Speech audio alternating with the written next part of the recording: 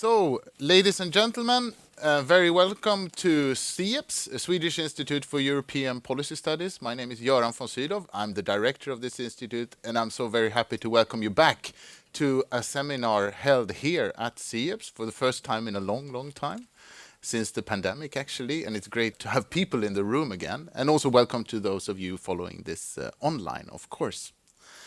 Europe will be forged in crisis and will be the sum of the solutions adopted for those crises. Well, that's a quote from Jean Monnet, founder of the European Union, often used in terms when we hold seminars about Europe in crisis. And one must say that seminars with the theme Europe in crisis, publications on this theme, well, they are quite common. And sometimes one may even think that we use it too much.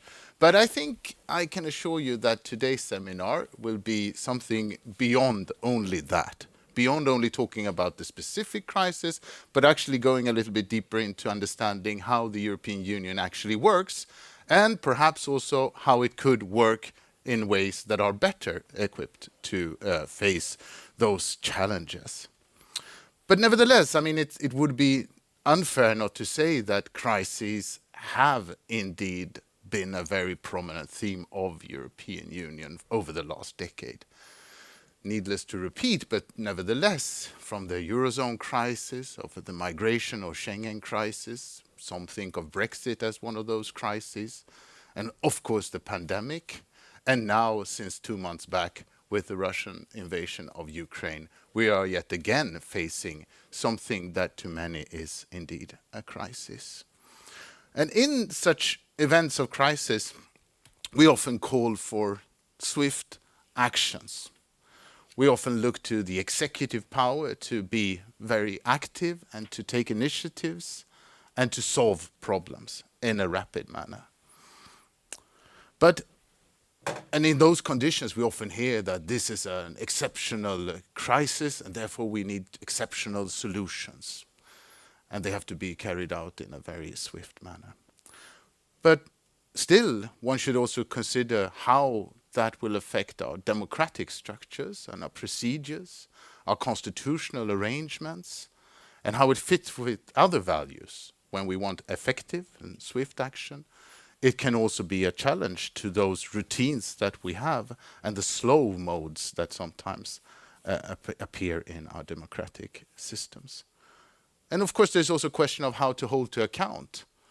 How do we ensure that there is a system, sort of enough of accountability when actions are done or taken, decisions are made at a very high speed? And in the European Union, of course, there is also the second layer of questions which address the idea of a multi-level polity acting in a crisis. As there is often a sort of division of competences, what remains primarily the tasks of the member states, and what is indeed at the European or supranational level an element of where we can expect the EU to act. And it may also be that even in situations where it is indeed the member states that hold the prime responsibility, for instance, the pandemic politics and public health issues, it may even be that strong actions or initiatives taken at the level of the member states will have effects on the functioning of the European Union. In many of our member states, we have specific constitutional rules that apply to states of emergency, whereby one needs to take then actions according to a specific set of constitutional rules and regulations. That does not appear in all member states. We, for instance, in Sweden, we know that we don't have that in peacetime state of emergency, something we have sort of thoroughly debated over the last few years. But what about the European Union level then? Should there also be some sort of constitutional rules that regulate the state of emergency at the EU level? And what are the pros and cons of such ideas? Well, these are a few of the questions that I think we will talk about here today at today's seminar. And I'm so very happy that we can present this little fine volume called EU Crisis Management. And this is a volume with 4 really interesting contributions from 4 scholars who are all here today. And it's edited by Anna Wetterryd, who is senior researcher in law here at SIEPS. So she has been initiating this project, and she has asked me to chair, but I'm sure Anna will also jump in later on. And it's also been done jointly with Ned Hercock from CEOPS, who has helped with finalizing this really nice and interesting piece. So today's seminar then, the 4 authors we're really happy to have here with us today. They will present their chapters. There will be a little room for some questions directly to the authors, but then there will be a small break, after which we will have comments from our discussant, who is Thomas Persson, is Associate Professor of Uppsala University and also member of CEOPS Advisory Board. And then we'll have a common discussion. And I invite you also to actively think about the perspectives you want to add in this discussion.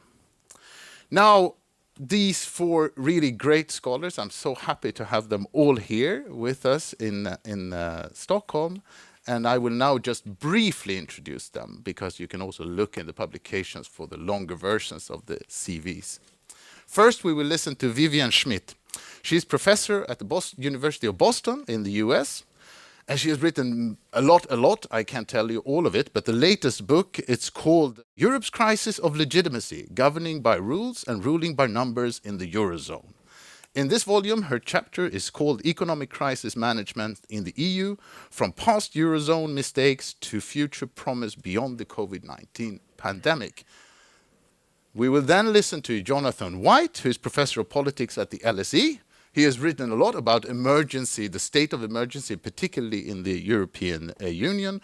For instance, the recent book, Politics of Last Resort, and his contribution in this volume is called Before the Next Emergency. You can already see here that there probably is something looming there.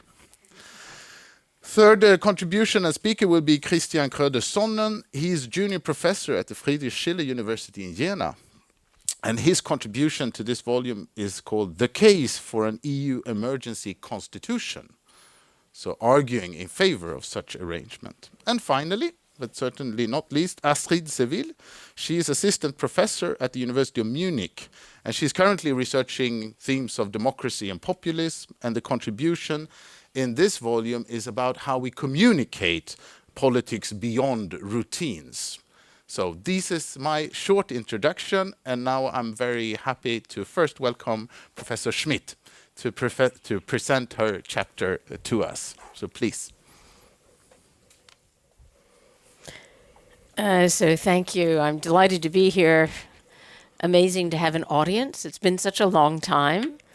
So thank you. So my remarks today are really focused on economic governance in the EU and its economic crisis management.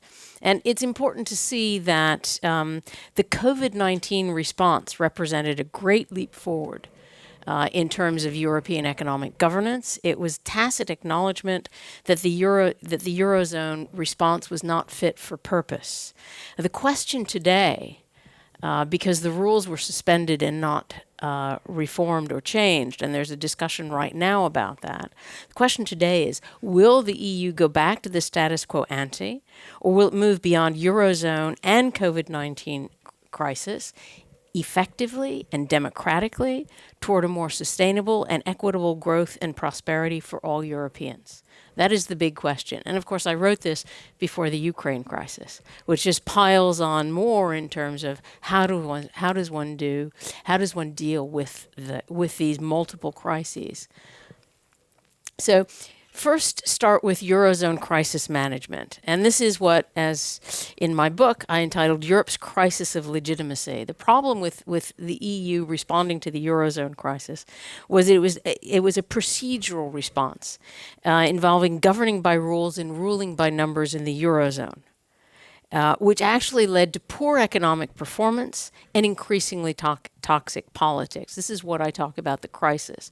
A crisis in procedures that led to a crisis in performance that also then increased toxic populist politics, Eurosceptic politics.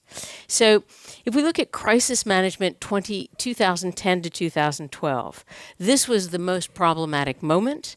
This is when you had the misframing of the crisis as public debt, its misdiagnosis as behavioral, as opposed to recognizing that it was private debt, not public, that caused the crisis, and that therefore it was not the behavior of member states, but rather simply the structure of the euro that led to the many problems. But as a result of misframing and misdiagnosing the crisis, we ended up with the wrong remedies. And those remedies, as you all know, were austerity and structural reform. And there were no solutions really to the crisis as it went on and on. But what we saw in terms of crisis management from 2012 to 2015 is actually EU institutional actors and even member state leaders recognized tacitly, didn't want to acknowledge that this wasn't working. And so you ended up with a reinterpretation of the rules and a recalibration of the numbers by stealth. We do one thing, but we don't admit it. Shh, don't tell anyone, which of course is also a crisis of legitimacy. At least there's better performance. But at the same time, the toxic politics continues to go up. I sort of often put it this way. The Spaniards ended up feeling oppressed, even when accommodated, whereas the Germans felt deceived, regardless. But of course, that crisis, and part of the reason that it was actually possible to change things is the ECB, Draghi did its whatever it takes and started quantitative easing, at the same time that he had in plain view what he was actually doing, saying this is all part of my mandate, even though it was a massive reinterpretation of the mandate from a very narrow interpretation under Trichet to more and more expansionary monetary policy. In the Council, the discourse actually changed. It went from a very German stability discourse to one focused on more flexibility, to growth first. And this was Mario Monti, if you remember, and François Hollande saying we need growth. Not that it came, but then flexibility in 2014 with Renzi, and then investment as Juncker comes in. So important changes there, and also in the Commission what you saw was increasing flexibility in the application of the rules in the European semester. From 2015 on, what we see is that growth returned, that the actors admitted their flexibility by then, but the damage had been done as we see the rise of Euroscepticism. So if we look, and I'm not quite sure how much time I have to do this, I'm going to go quickly over Eurozone economics because I think it's important to get to the COVID-19 pandemic. But in terms of the Eurozone economics, there was a lack of economic policy effectiveness and performance. Just look at the growth. It was sluggish compared to the US. There was a deflation threat, continued growing divergences between Northern Europe and Southern Europe. And the one-size-fits-all remedies for different varieties of capitalism simply didn't work. Yes, one could argue that the policies worked for Northern Europe, but they certainly didn't work for Southern Europe. One needed to have much, much more variegated policies that actually fit the countries. There was also a humanitarian crisis, rising poverty, youth unemployment, and importantly, there was a lack of investment. Those without the so-called fiscal space could not invest, that's Southern Europe, and those with the fiscal space did not invest. And that's in Northern Europe, particularly Germany, where you got crumbling bridges, tunnels, and the rest. And that was also due to the debt braid, the Schwarze Null. The result in terms of Eurozone politics is you got declining political legitimacy for the EU. Citizens, there are lots of opinion polls that show massive loss of trust by EU citizens in the EU, decline in the positive image, and the EU is increasingly seen as technocratic, and national governments also as less responsive, because it was also the national level where you saw a loss of trust. And at the same time, you got a growing political volatility, increasing government turnover, massive losses for mainstream parties, which continues to this day, at the same time that we see the populist challenge from anti-system parties. So there's the milieu of the socioeconomics of people feeling left behind, the sociocultural fears of loss of status, which then morphs into anti-immigration feeling and the changing faces of the nation. And also then, of course, the politics of take back control, of which Brexit was the major one. And in this milieu, populist messengers were highly effective in building on these discontents, spreading anti-elite messages, speaking in the name of the people via the medium of social media and traditional media, to get themselves elected and even to govern, as we know.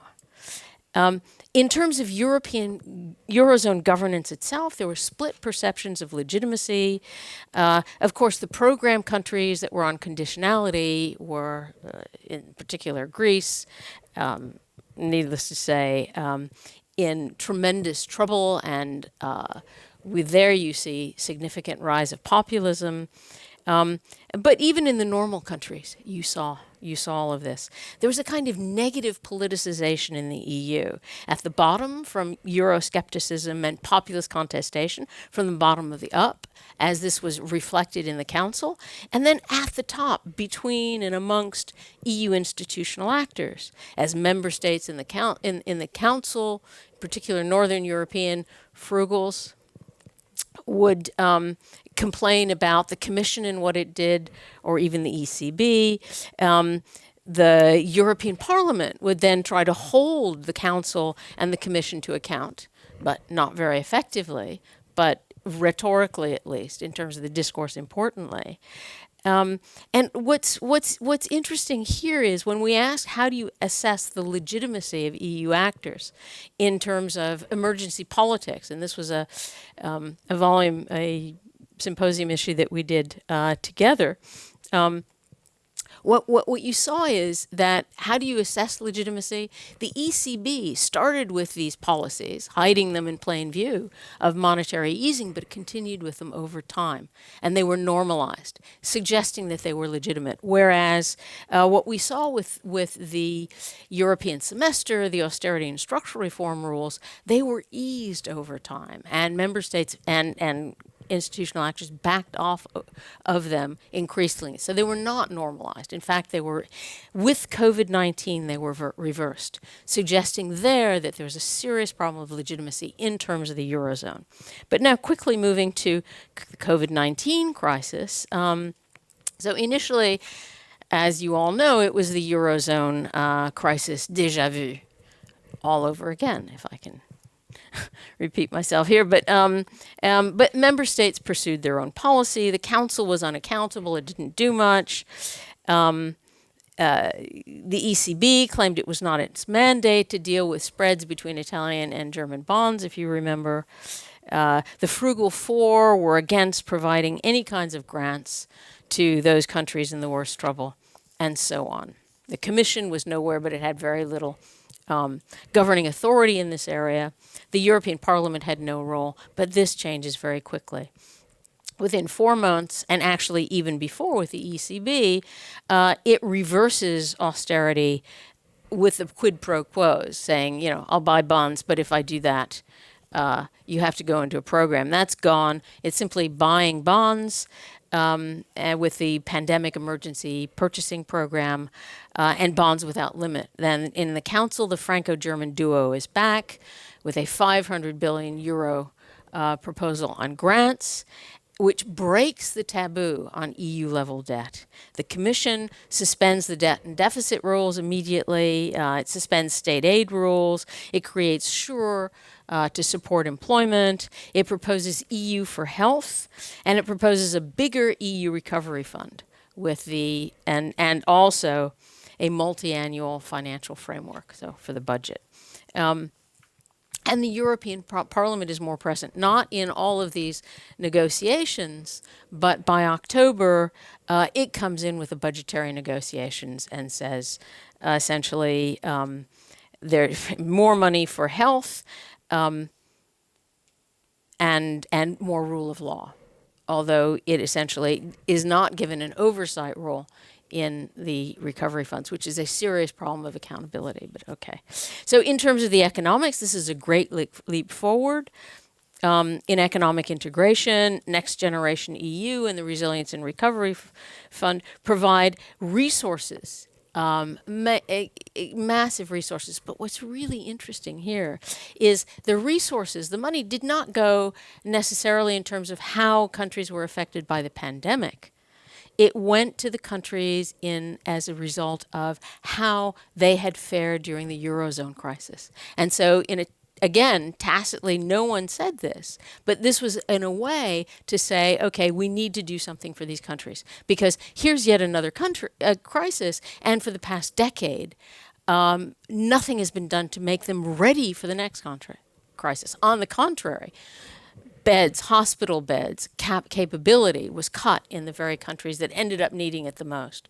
And here we're talking Italy and Spain. And that's where the large bulk of the money has gone, to rebuild. So even here, this is a tacit acknowledgement that legitimacy was highly problematic. And in terms of the politics, what's interesting is that the mood changes as a result of member state action and EU-level action. Trust increases amazingly, at least in those first period. We know then with mask mandates and rolling lockdowns that went back and forth. But I think really importantly, there was a clear sense by citizens of all member states that one needed to have solidarity and one needed to do something. And in that sense, populism was at bay, at least for a moment. We'll see what happens in the future, but French elections, manna from heaven. I was watching that very closely. And what you could also say is that there was a kind of positive politicization as a result. Instead of the kind of negative contestation going on that you had in the Eurozone, there was a lot of positive cooperation. As the Council handed over to the Commission responsibility for working out the details and on and on and on. So I guess to conclude, the big question would be, how do we go beyond all of this? So first, what about more fiscal solidarity? More Eurobonds, and certainly in light of the Ukraine crisis, it seems to me we need more EU-level shared debt, cooperation, but one could also suggest that there should be many more different funds. So yes, there needs to be money. The green transition, especially now given the energy crisis linked to the Ukraine crisis, the digital transformation, but also the massive rise in social inequality, but also unemployment, migration, poverty. Shouldn't there be EU-level adjustment funds for all of this, and perhaps to create EU-level sovereign debt, let's call it a wealth fund, as Norway has a sovereign debt fund? Why not the EU to actually help address these things? It also means more solidarity. At least it means carrots and just not sticks for all various countries. But better governance, you know that they're, as I mentioned earlier, they're discussing the fiscal rules, and they haven't reached a conclusion. But I mean, to my mind is, actually, perfectly honest, I'd like to get rid of them entirely, but I know that's not possible. But at least loosen them, recognize that the numbers, this governing by numbers, didn't work. And that one perhaps should have guidelines, targets, but beyond this, one needs to democratize and decentralize the European semester. And so I've suggested, unfortunately, no one's taken me up on this, but that one should have kind of a given that there's so much money out there now for investment, but even in countries that are not getting the money, there need to be more sort of a grand industrial strategy dialogue within countries, but also at the EU level, to talk about how do we invest this money? What do we do in order to ensure the energy transition? The digital transformation, and also addressing inequality. It can't just be at the national level, because the EU is way too interdependent for that. But also, what about the macroeconomic targets? The 3% deficit, the 60% debt. I mean, none of that works now.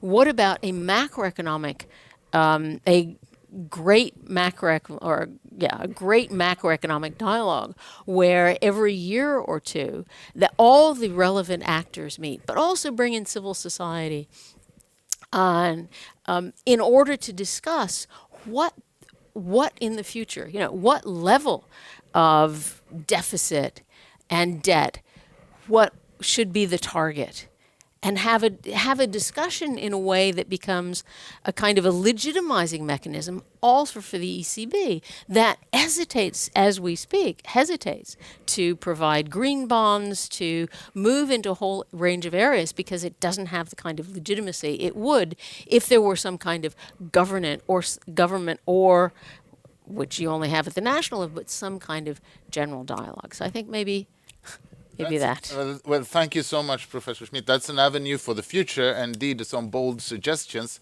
If there is a short question of clarification or follow-up, this is the moment. Otherwise, we're going to move on because there will be room for this discussion later on. So thank you so much, Vivian.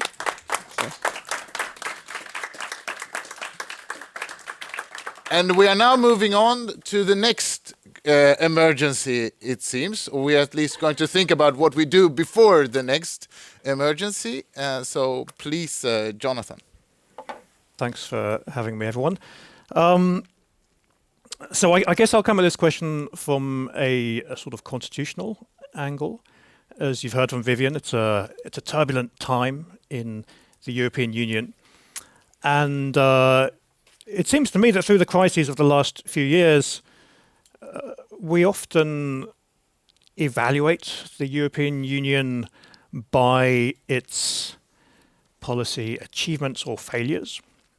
Has the Commission successfully garnered enough vaccines and so on? Have they been quick enough off the mark in terms of the Ukraine crisis, or going back to the Eurozone crisis, has there been a sign of adequate urgency in the responses of the European institutions to the problems at hand? I guess the point of departure for my contribution to this volume is to say, well, this is characteristic, I think, of often how the EU is thought about, that we evaluate it kind of instrumentally as something which is either effective or less effective. And I think there is, amongst the many reasons why that might be, perhaps one of them is simply that the European Union is something that was created. When we think of the nation state, we often think of it as something inherited from the past. Of course, any of us who've studied nationalism and so on would say that's maybe somewhat misleading. Nation states had to be created as well. But I think there's certainly something about the European Union which is unambiguous, that it has a kind of a notion of founding attached to it. It was created. It didn't have to exist, as it were. It's something that we decided to create back in the 1950s or wherever you start your history. And it seems to me that for this reason, when you're talking about something that didn't have to exist, but there was a choice to create it, then it's only natural that it tends to be assessed in terms of to a kind of consequentialist standard. Is it something that is helpful when the going gets tough? Or conversely, is it something that doesn't live up to its promise to be a useful addition to the nation-state world that we began with? So that's my point of departure. We tend to think about the European Union, and especially in hard times, against this kind of standard of, is it useful, is it not? And of course, the risk in doing so, or at least in only doing that, is one somewhat downplays the ways in which it acts, how power is exercised, as opposed to whether it is successful in its policy achievements. And so this is my concern in my chapter, is what are the ways in which the European Union and actors within it tend to respond in these extreme circumstances, as they tend to be regarded, and what methods do they use, as opposed to what ends do they successfully or unsuccessfully arrive at. And that, in brief, is what I'm interested in: emergency politics. In other words, the pattern by which decision-making is exercised in extreme moments, a pattern which often involves bending the rules. They may be legal rules.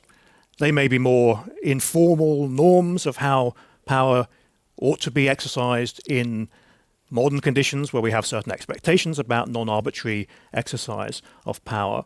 But in one way or another, in high-stakes moments, the European Union, just like states as well, but perhaps with certain peculiar flavors, tends to see power exercised in unconventional ways, always with the understanding that this is because the situation is itself unconventional, exceptional, and so on.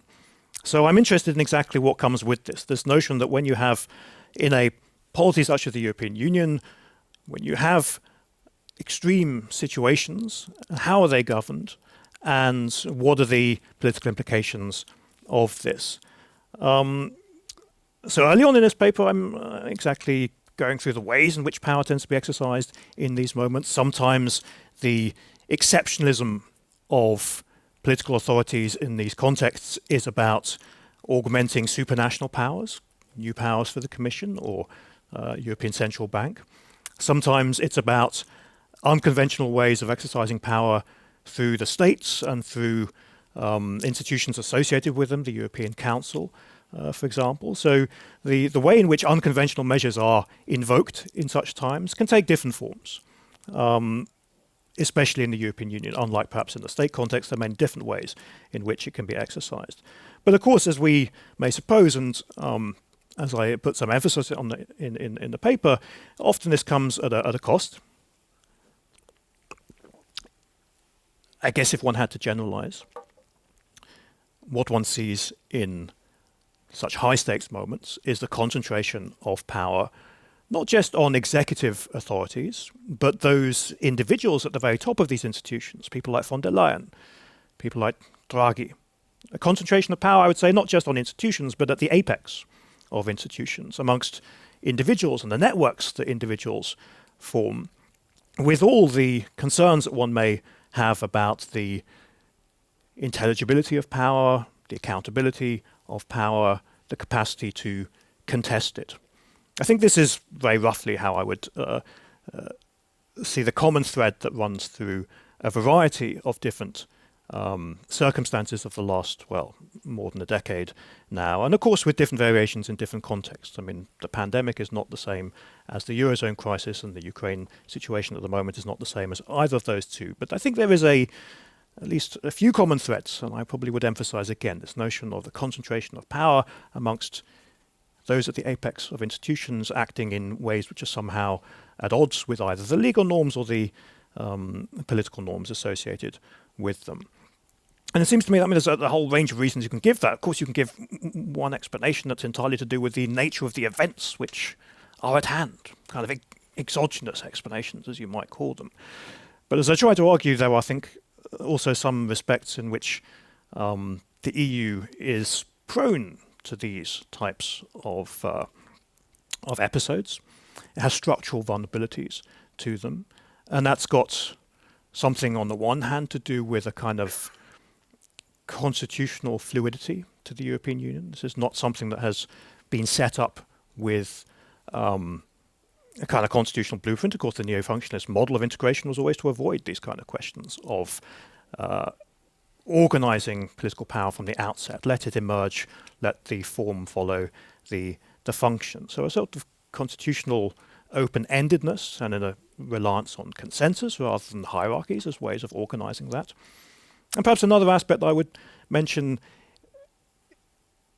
we're very used to thinking about the European Union as a technocratic arrangement. Perhaps I would summarize it as saying, coming back to something I said at the very beginning, the EU is often justified as a problem-solving arrangement. It has institutions that, being non-elected, like the bank, like the Commission, tend to justify what they do precisely in problem-solving terms. And I think when you have that kind of instrumentalism, you might call it, whereby the whole legitimacy basis rests on being able to achieve things, being able to solve problems, then that is something that I think is always going to create a sort of structural priority of ends over means, if you like, of subordination of procedural standards to the policy achievements that are sought. So if this is something that we see in the European Union on a regular basis, and perhaps can expect more of in the future, and if it's something which raises these kind of constitutional questions about how power is exercised, then I guess it's natural to think about, well, what can one do about that? What does that suggest in terms of EU reform? Of course, one can plausibly argue that there is no reform to be had of the European Union. I somewhat bracket that discussion in this paper, but clearly the Brexit-style argument and equivalence of recent years is to say, well, there are certain characteristics of transnational politics which will always raise certain kinds of problems for political accountability, for the scrutability of rule, and so on. So that's clearly one response to these kind of concerns, is simply to say that's what you get when you organize power in this transnational fashion. But of course there are other responses, and one is precisely to think about how one might regularize the exercise of power in extreme moments. In other words, when an emergency strikes, or when a certain group of authorities decide that the situation is one of an emergency, well then how do we act in that situation? Maybe this should be more codified. Maybe it's something which there should be particular arrangements set aside for the extreme moment, so that things are less improvised, less ad hoc.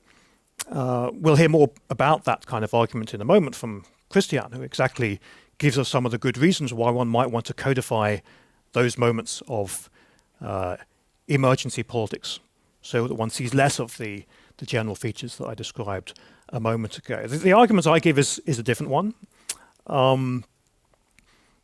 Broadly for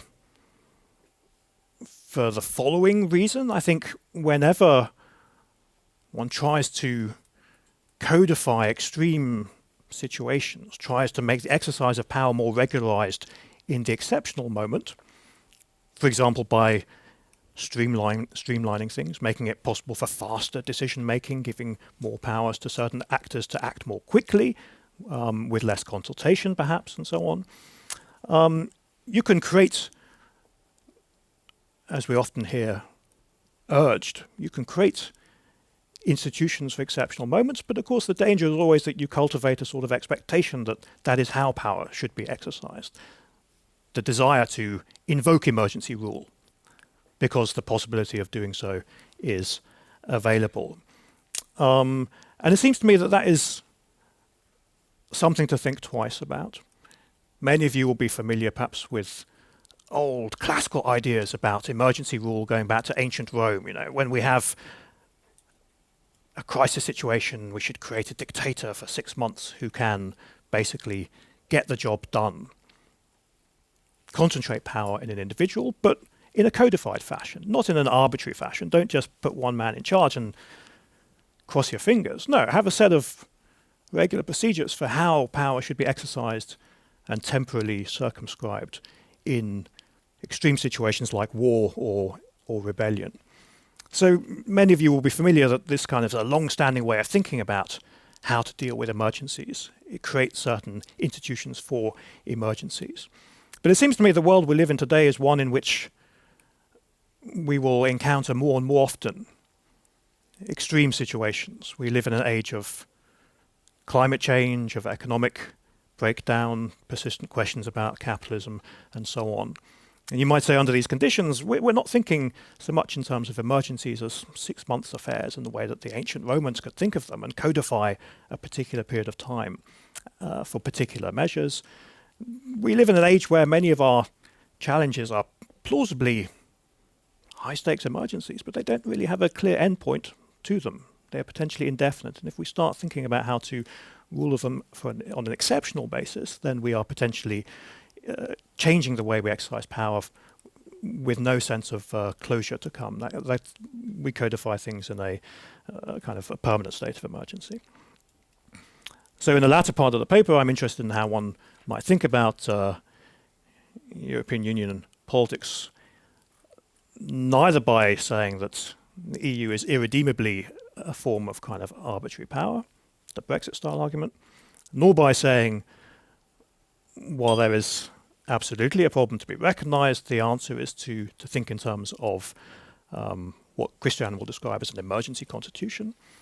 The argument that I try to present, conversely, is that only some type of fairly radical reform of the European Union, a kind of constitutional refoundation almost, is going to get to the bottom of this kind of question. If the general problem is the exercise of power by executives concentrating power in themselves in high-stakes moments. Well, I think the only way you're really going to deal with that is not by granting more power to executives in extreme moments, but trying to re-embed executive power in parliamentary power, in other forms of power which are more democratic, more closely attuned to a wider public. And so in this penultimate section of the paper, I try and think about what that might mean in the European Union, this kind of parliamentarization of the European Union, and how that might look more concretely.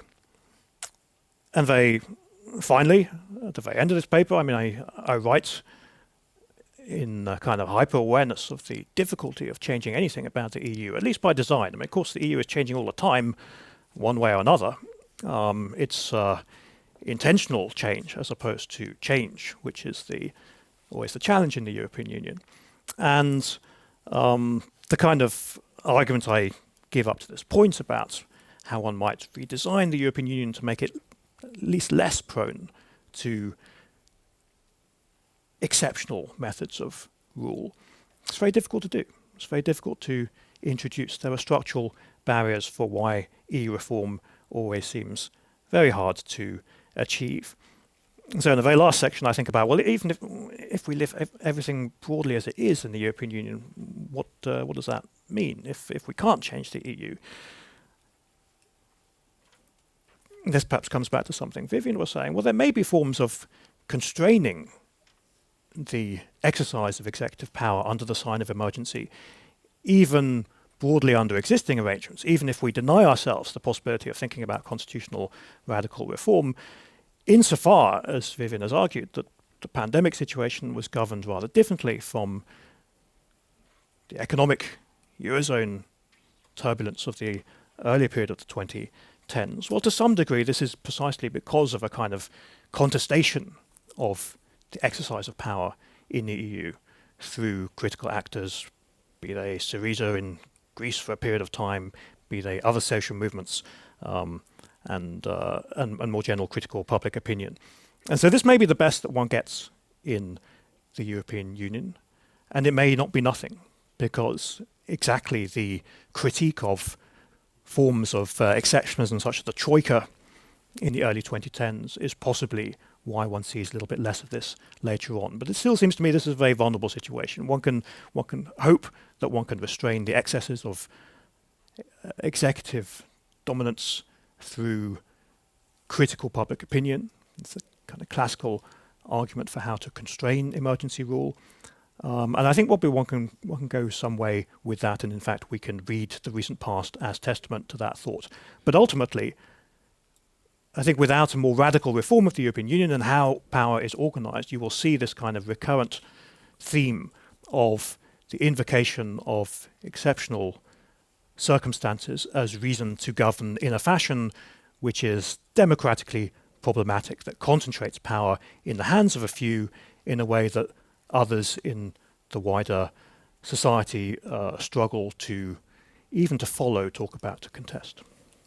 Well, thank you so much, Jonathan, and an applause for this really fascinating discussion over a broad theme, a general theme that I'm sure we will get back to once we have this discussion about how to design then the European Union in a way that it's capable to respond in a democratic but also efficient manner. Now, we will now hear from Christian Kröder-Sonner, who is indeed advancing this proposal that one should instead regulate this in a constitutional fashion at the European level. Please. Thank you very much for the kind introduction, Göran, and thanks a lot, Anna, for putting together this volume and for the invitation. Thank you all for being here. Now, we kind of started by this discussion by hearing why maybe the proposal that I'm going to make is not so good. But let me put it out there first, and then we can discuss some of the pros and cons together. I think it's my paper here is now a great follow-up to what we heard before, because I think really Jonathan and I share very much the analysis of the problems of emergency politics in the European Union, whereas we might diverge a little bit on the way out. What is a good potential solution to all the problems that are coming with it? I mean, my starting point is similar, but also different. So I think what we are facing in terms of EU crisis management at the moment and over the past decade is something of a dilemma, actually, in a sense that the EU lacks authority and clear-cut procedures, responsibilities, etc., for really swift action in times of crisis in a variety of policy fields. In the fiscal, economic dimension, in migration, in health, we've seen that over and over in the past crises. So I think the point that we see there is that the EU has either of two options, right? So there's either a response that will be insufficient, right? And on the other hand, it might be one that operates in legal and political gray zones with high cost to constitutionalism and democracy, as Jonathan has just made us aware of. And I think both is problematic, both is bad, but both is also happening. I mean, the insufficiency of EU crisis responses during the migration crisis is a case in point. The insufficiency also in the early months of the COVID pandemic, I think, is a case in point. And on the other hand, we've had the very unregulated type of emergency politics during the Euro crisis, which stands out as an example of operations in legal and political gray zones that come with high costs to constitutionalism. And I think Jonathan and Vivian as well have outlined problems with the Euro crisis response. Let me outline three more key aspects that I think are important to bear in mind. Because if we do not have any kind of rules and procedure for EU operations during emergencies, if we have only unregulated emergency politics, I think three problems arise recurrently. And the first is extra legality, right? So the assumption of emergency powers by institutions will have to have no legal basis, basically. So it has to operate outside the law with a tendency for normalization that is coming with it, because if you expand beyond the legal realm, you come with the aspiration of this being a normal thing to do, right? It's always within our mandate. So if you claim that it's already within your mandate, there's no reason to cut back on it later. So there's extra legality, normalization, and thus normalization also without democratic justification in the end. Second, I think there is a danger of domination. If there's unregulated emergency politics, and if it operates in informally, it's very personalized, if it's not really based on any rules of accountability, then the powerful are able to dominate the weak, and that's something I think that we saw in the North and South divide throughout the Euro crisis very strongly, and in the operations of the Troika, for example. Thirdly, what I think is really important aspect as well is judicial deference. If emergency politics is unregulated, and if executive actors claim that their actions are exceptional responses to exceptional threats, and that if these are quashed in court, for example, this would create basically the implosion of the European Union entirely. This creates such strong political pressure on courts that basically have very little to judge on, except for the rules for normal times. But now here comes the challenge. This is not normal times. So how do you deal with that? And I think in the response of the Court of Justice of the EU, we saw lots of political deference to these arguments throughout the Euro crisis in its judgments on the ESM and the OMT program, for example. Now, the premise for my contribution here is that for the EU to provide effective and legitimate crisis management, it actually requires an institutional setup that enables and constrains supranational emergency action at the same time, so that we're getting out of this dilemma. And the best way to achieve this, is my argument, is through an EU emergency constitution that formalizes and proceduralizes executive emergency conduct in the EU. Now, what is this emergency constitution? What does this concept actually mean?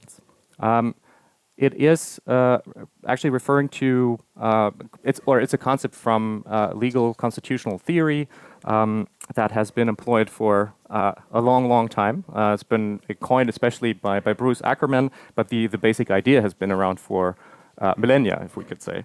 And it kind of denotes the cluster of norms and rules that are typically enshrined in a domestic constitution that regulate the state of exception or state of emergency, right?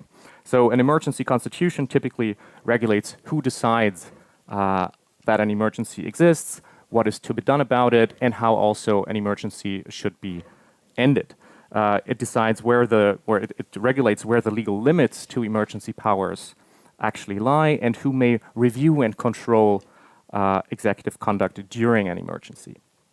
And so my argument here is that if well designed, such an EU emergency constitution could potentially be a powerful tool to allow, on the one hand, necessary executive discretion in crisis, while avoiding executive overreach and also tying it firmly to democratic standards and individual rights. Now, to be clear, the term constitution might raise some red flags here, as we're talking about the European Union and not a state. And I think it's important just to know that if we talk about emergency constitution in a post-national realm, what it means simply is that it's the condition that these norms and rules that should regulate emergency conduct are enshrined in the legal order's basic law, its primary law, and thus, when we talk about the EU, that it should be enshrined at the level of the treaties. Now, what could and should such an EU emergency constitution look like in order to achieve these goals? And in my view, a generally normatively justifiable emergency constitution would have to be able to commit emergency political action to the principle of proportionality. That is, it would have to ensure that all measures taken are actually necessary, that they incur the lowest possible cost to constitutionalism, and that they have a positive means-ends ratio. Right? That is a very basic and foundational understanding of what the goal of such an emergency constitution should be. And now I'm in the paper I'm deriving from the longstanding political theory of emergency powers a set of basic principles that an emergency constitution should enshrine in order to achieve this goal of proportionality, and then talk about what this would mean in terms of realization at the EU level. So the first principle that I set out in the paper is that very generally the authority to decide on the existence of an emergency and the authority to decide on the measures to overcome it should be placed in different organs, right? So the former, the authority to decide that the emergency exists, should lie with a representative organ, right? It needs democratic legitimacy to do so, whereas the latter, the actual exercise of authority during the emergency, should lie with an executive organ. And this separation of the power to declare and the power to enact should reduce really the risk of self-serving crisis exploitation that you would always have if you are yourself the actor that will get empowered by declaring the emergency. You have an immediate incentive to declare the emergency, right? Just in order to get more discretion. And this would be reduced here, and thus obviously also avoids the problem of self-empowerment. Now, I would argue that emergency powers for EU institutions, such as the Commission, the ECB, Frontex, maybe the new Health Emergency Response Agency, etc., should depend really on the formal declaration of an emergency by the Council of the European Union. And you might ask, why not actually the Parliament? Well, I think for emergency circumstances, for the declaration and thus the activation of the emergency constitution, the Council is best suited because it has at least some indirect democratic legitimacy, but also, and importantly, the executive knowledge about potential threats that the European Union is facing. So I was thinking in the paper also about, thinking either it should be Parliament or it should even be Parliament and Council and co-decision, which would potentially be the most democratically legitimate way to activate the whole process. But here we obviously also have the problem of cycling, we have the problem of slow motion, and the problem of potentially false negatives, right? That through a politicization process over time, we might actually face a threat that then is not recognized as an emergency. So that's why I'm coming to the conclusion that it should lie with the Council. But for the second dimension, namely the question of when to end the emergency, here the Parliament will take center stage. for principle 2 is that the persistence of emergency powers should be under reserve of continued acceptance by a representative body and should require periodic renewal with increasing majority thresholds over time. I think this generally this principle would reduce the risk that emergency powers become excessively intrusive and excessive in duration. Right? It would address both of these problems. So if the state of emergency requires continuous support from Parliament, it is less likely to be extended beyond the moment of crisis that actually gave rise to it. And if the periodic renewal also requires growing majorities over time, the so-called supermajoritarian escalator, the executive additionally has a very strong incentive not to unduly encroach on the rights of some community members, because they know that they will rely on their consent to actually continue what they're doing. And so here in the EU, I would argue that it should actually really be the European Parliament that has the power to end a state of emergency and thus revoke any emergency powers conferred upon executive actors. Principle 3 is that I think a list of non-derogable individual and collective rights should be legally codified, as well as areas of exclusive competence to subsidiary levels of governance that are not to be encroached upon by emergency measures.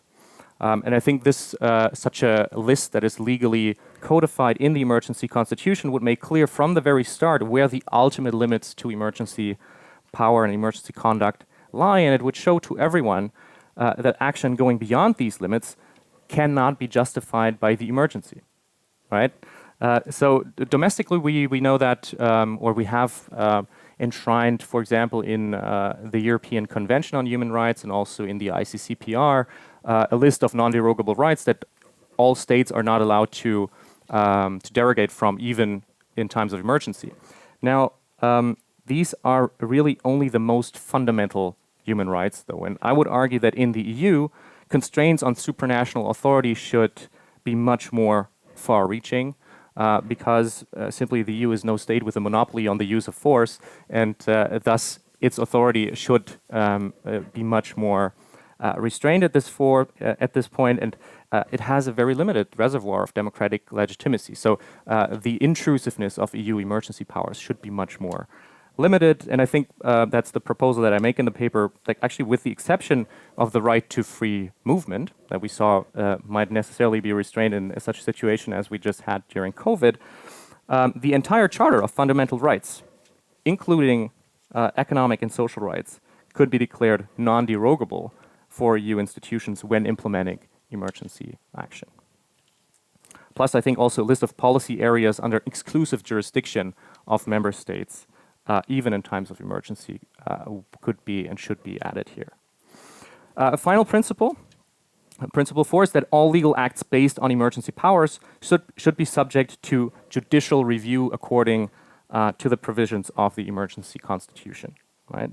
I think it becomes clear that the outer limits of the emergency constitution need to be enforced, and to give courts the explicit task to review executive conduct against standards of the emergency constitution, both in its procedural and its substantive dimension, would go a long way towards helping this feature. And I think that the problem of judicial deference would be alleviated strongly here, because the political pressure on a court to accept infringements due to emergency, right, to the justification of an emergency and sign off on all these measures, will be much more difficult to build if the if the court's mandate, is precisely to uphold the legal boundaries in times of crisis, right? So that would be completely contradictory, and I think much harder to argue for political actors.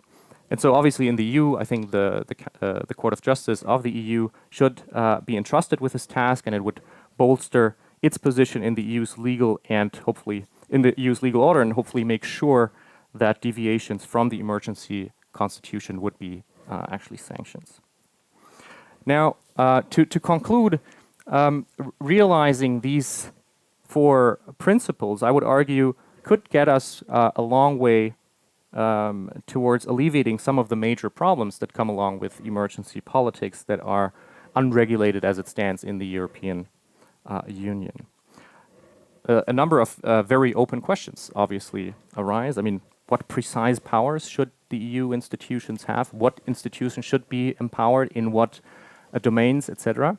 And I left this open deliberately also in the paper, because there's only so much that you can theorize from a theoretical standpoint here. That's one. But the other is also that I think that all this will have to be determined, just like the framework of this emergency constitution itself, in a democratic process adequate for major treaty reform that this would obviously require.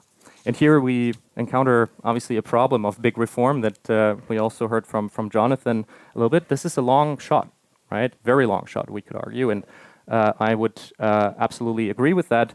But it might be one worth considering, given a kind of conundrum and problematic situation that the EU is finding itself in at the moment.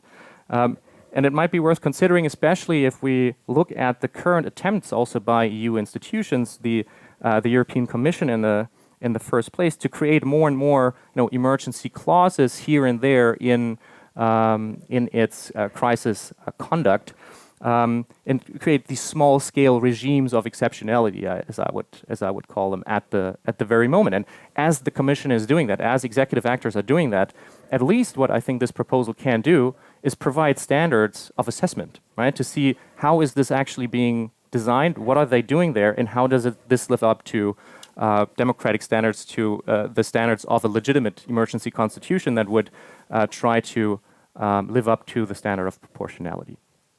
So I stop here. Thank you very much for your attention. Thank you so much, Christian. That's truly fascinating, and it calls for constitutional reform that we can debate afterwards. We are slightly behind schedule, but nonetheless, we have talked already about emergency, and this is the research of Astrid.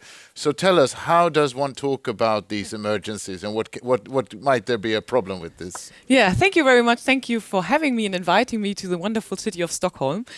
Yes, I would like to change or redirect our perspective a little bit far away from the institutional aspects we've just heard about to the question of how do we actually communicate in crisis? How do we actually explain and narrate the decisions that one takes or politicians take in crises? And the point of departure of my contribution in the volume you can just grab when drinking a coffee is that I start with observing that modernity is itself crisis-ridden.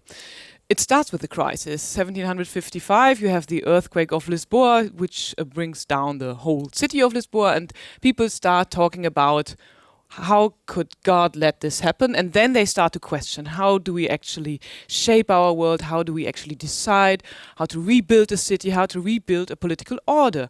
So my first argument is, let's just cool down, let's just calm down. Crises are a normal thing. And as you just mentioned in your introduction, the European Union has seen several crises just in recent years.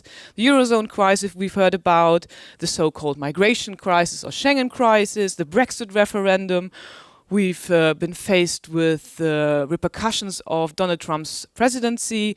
We've witnessed a global pandemic. I could go on. And so my point is, let's just stick to the strange composure of historians who always seem to be quite relaxed when it comes to crises, because they can just say, okay, maybe I didn't see that coming, but it's just another one. And I think that the interesting thing is now that political scientists are, and historians and everyone, constitutional scholars, the interesting question we always have to ask is the political litmus test. How do constitutions, how do political orders and political actors react to such crises? And how does a political order enable or constrain authorities in the governing of extreme circumstances? And this is the question Jonathan and Christian have already mentioned and tackled. Do we formalize the political responses, the constitutional, the legal responses to crises, or not? And there's one crisis we haven't talked about so much because it just happened after we handed in our manuscripts, is the Ukraine war. And I think the Ukraine war, the invasion of Ukraine, is a special case which kind of subverts my own argument, because I think that that war maybe is such a fascinating thing for many scholars. And I'm not being cynical, but what is the interesting or the fascinating thing about war is that it kind of destroys our whole line of argument, because war is indeed a state of exception where you cannot formalize procedures or institutional reactions beforehand. So I think that war is a special case indeed, where we can talk about later on in the discussion maybe. But what I find interesting about war from a political theoretical standpoint or perspective is that it's a state of exception that, of course, suspends the ordinary political procedures and routines. And for some authors, it was fascinating because it establishes or it imposes an all-encompassing vision, because now there's only one purpose, that is to defend your own country. And this is, I think, very interesting when it comes to modernity, and my argument that modernity is in itself crisis-ridden. Modernity is also something where let's say societies are functionally differentiated. You behave differently in this room than if you went to a church, or if you went to a hospital. You would speak differently, you would act differently. But in the war, many authors argue that there's only one way of behavior, and it kind of encompasses it imposes an all-encompassing vision of society. So let us just kind of forget about war for a second and maybe just talk about war in the discussion when it also comes to the question of formalizing political responses to crises. But the point of departure in my paper was actually the COVID-19 pandemic. That was the actual crisis or emergency, as they would call it, that I wanted to talk about. Because here, some people said it's kind of a sort of new situation or comparable to a war, because a pandemic also imposes one vision or one goal. We have to contain the virus. And what I just made the point that modern societies are functionally differentiated. You behave differently in a church than in a seminar, than in a hospital, than maybe at your breakfast table with your family. A pandemic was discussed as also imposing one purpose, and this is containing the virus. So did we just witness a moment of genuine emergency where medical concerns just trumped everything, trumped political, economical, educational considerations? And this brought me to my point in my contribution that we have to talk about our notions and our concepts. And I am actually a political theorist doing democratic theory when it comes to European Union. And what, of course, political theorists always do, they are kind of notoriously annoying, because they said, let's have clear concepts. So I was arguing that we have to differentiate between state of emergency, state of exception, as we just heard about, and crises. So what is actually a state of exception? What is a crisis? Can we talk about emergencies, crises, or states of exception when we talk about the pandemic or war or whatever? And I referred back to a famous German scholar that maybe, I don't know if you're familiar with him, it's Carl Schmitt. It's a legal scholar who lived from 1888 to 1985. He was nearly 100 years old when he died. And he just made one point very clear. If we want to talk about a state of exception, a true emergency, we have to consider that every normal constitutional order is suspended. If we want to talk about a state of exception, we cannot talk about formal rules. So Carl Schmitt was the author that Christian would like to meet, because then he would just say, there is no formalization of an emergency. You cannot foresee what an emergency really needs. So the very idea of formalizing or a juridification of political decisions in an emergency is a paradox. It doesn't work. So I argue that, of course, one shouldn't buy every argument Carl Schmitt makes, especially as he was an anti-Semite, pro-Nazi author. Let me be clear on this. But we have to learn that we have to get our concepts straight. And so I argue that we have to talk about crises first. We have to talk about what a crisis is. And as I just said, we could just calm down and say crises are a normal thing. And then we have to ask ourselves what actually defines a crisis. And crises, as theorists would always argue, is always a crucial moment. Of course, this is a banality. It's a juncture of political intervention and transformation. But what is really important, and even for policymakers, what is really important to understand is something that Vivian already alluded to, is that every policymaker interprets and narrates a crisis. Policymakers define crises by defining their roots, their possible dynamics, and their possible solutions. So when we talk about crisis management, we have to talk about how do we actually understand, narrate, and frame a crisis. Do we talk about Greek decadency and the frugal four, or do we talk about structural failures of EU governance? So defining a crisis, narrating a crisis also means or entangles to frame the range of feasible policy solutions and coping strategies and interventions. And my point is, if we always talk about state of exceptions or emergencies, we do not talk about the structural problems and failures and the systemic failures behind, because we just exceptionalize the crisis. We just say, oh, this is something exceptional, we didn't see that coming. But crises have systemic and structural roots. And this is my point that I want to make, that crises they have context. And if policymakers highlight and insist on the truly exceptional nature of problems in a crisis, they, I argue, depoliticize underlying structural, systemic and long-standing issues that led to a crisis. So what is an avenue that I would like to propose? Of course, I would say narrate a crisis, don't stir fears about institutional breakdowns, just coolness is a strategy even in politics. And managing a crisis is something that we already heard about. It's of course sticking to the rule of law, but not meeting the wish of formalizing everything. So I would rather say informal politics is not a problem per se. I would also say that doesn't go hand in hand by illegal measures or whatever, or as Christian just said, gray zones. Of course, crisis management is also about legalizing and justifying measures that are taken. And it's also about assuming responsibility. And I would say that political communication in a crisis is an ambivalent thing. Don't talk about exceptionalism too much. And the avenue I suggest, or something that coming from a German perspective, that I observe in German politics, finally coming back to the Ukraine war and the Ukraine crisis, if you want, is something that we kind of see as a shift in political communication. Because if you consider, or if you observe the German Minister of Economics, is the Green Minister Robert Habeck, I think he kind of practices something that I would suppose or suggest as a solution to the problems that I highlight in my contribution, because I think that crisis communication in democracies entangles communicating intricacies. It entangles communicating dilemmas. So what Robert Habeck is, I think, a very interesting figure to watch out for, is that he's communicating strategic and political and moral dilemmas. He's saying, we have a problem that I cannot solve that easily. We have a crisis. And I think this is really interesting, because now we see, would be my final point, which you don't find in the contribution yet, is that we have to find or develop a political style of communication that, on the one hand, communicates political stances as firm, and on the other hand, communicates them as contestable. You can have a different opinion, you can have different solutions or propose different solutions. And this is, I think, the future of political communication in crisis. Thank you very much. Thank you so much, Astrid.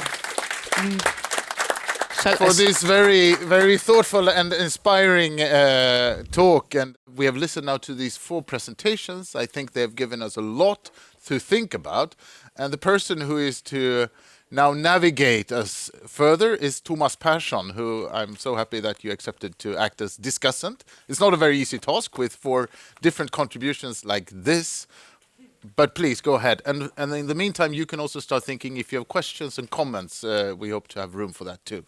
Thomas. Thank you very much, Göran. It's a big pleasure to be here, and I'm very glad to have been presented here as a commentator on this very topical issue that I think this report deals with. And I will raise a few comments around the presentations that the authors have raised, and perhaps also ask a few questions, and then hopefully we will open up then for a discussion with all of you. But I will present something of a contrasting view, and I think that in fact, when you read this report, you will find that it's quite radical proposals suggested by most of the authors to varying degree. Perhaps Astrid is the most modest one, and the more radical ones, like Jonathan, it's very radical, and to some extent also, I would say Vivian, and there are also things in Christian's presentation that we need to bring up to. But let me first say that I think this is, of course, is a very topical issue considering what we see now in Europe and around the globe when it comes to dealing with crisis.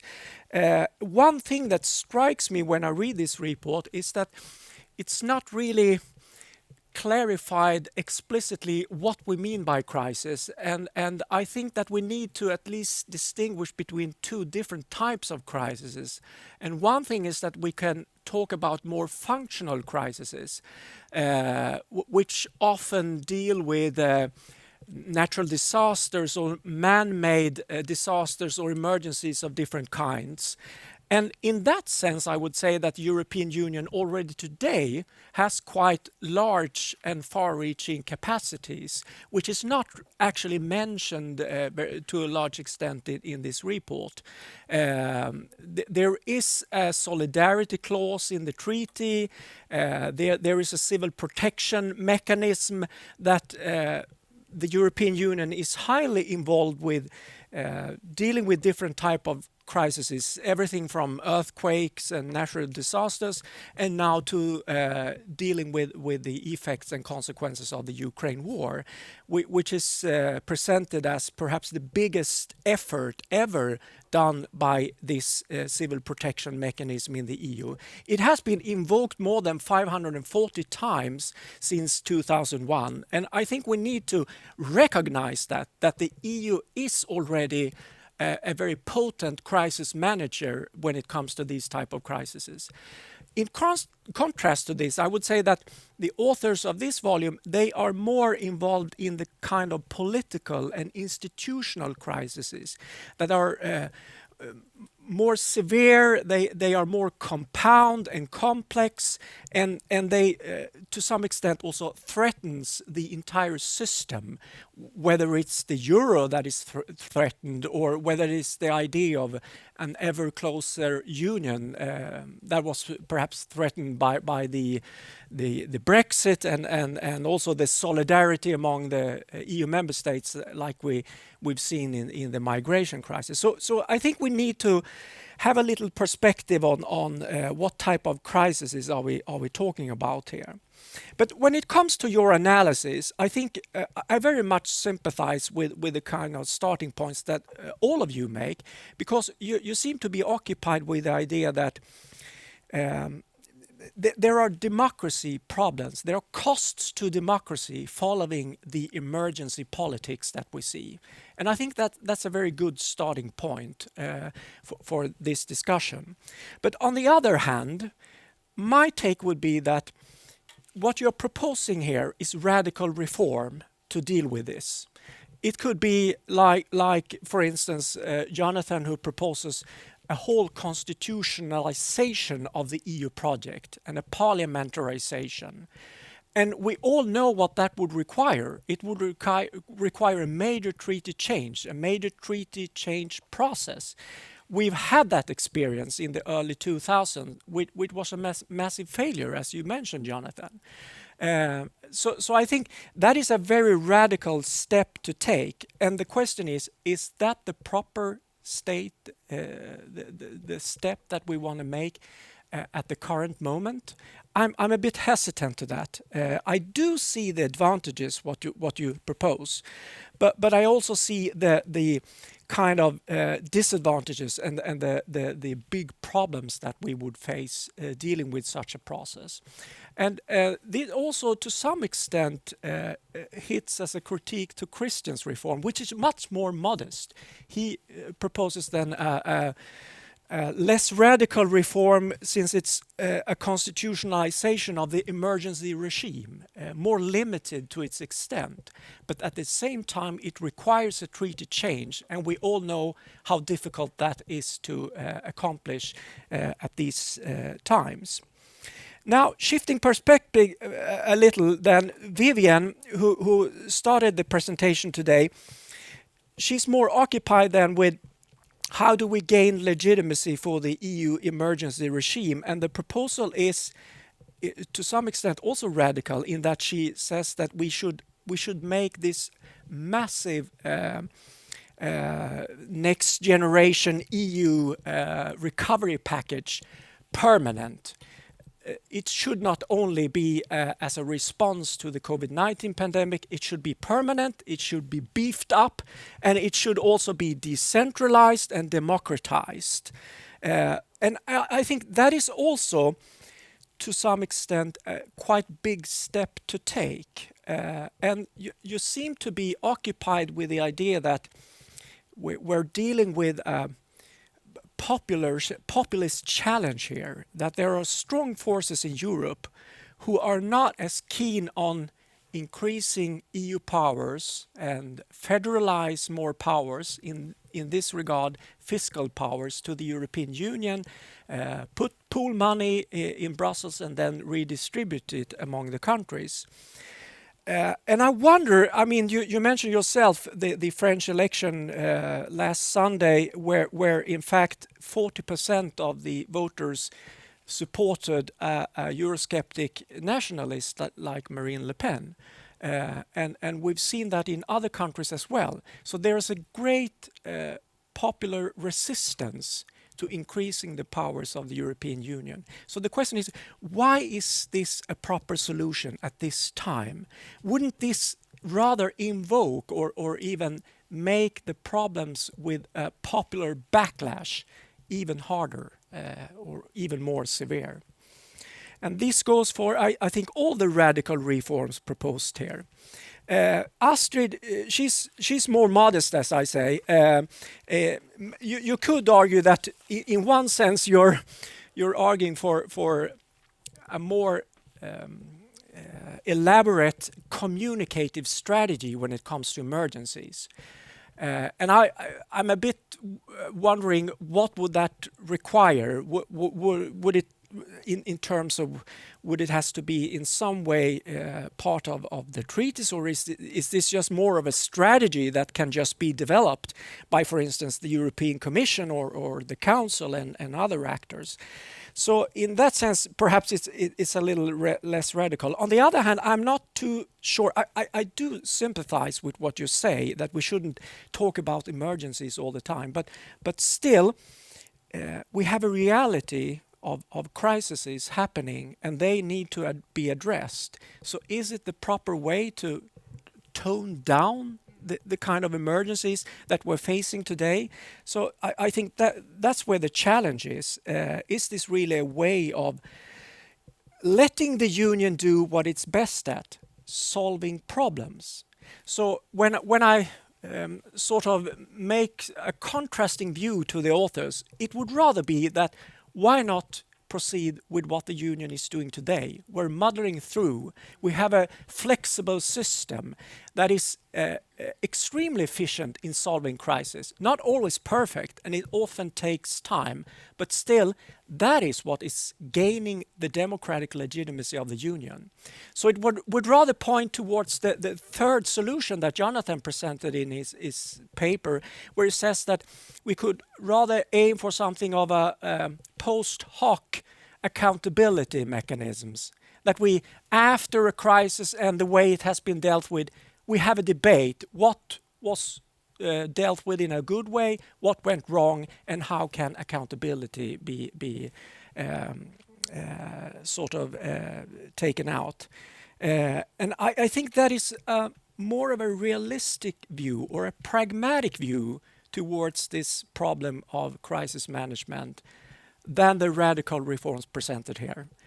I think this is a very good forum for discussing bold ideas, and I really like that. But on the other hand, we have a reality, an unprecedented reality that we have to deal with at the same time. So, thank you all. Well, thank you so much, Thomas, and I think we give also Thomas an applause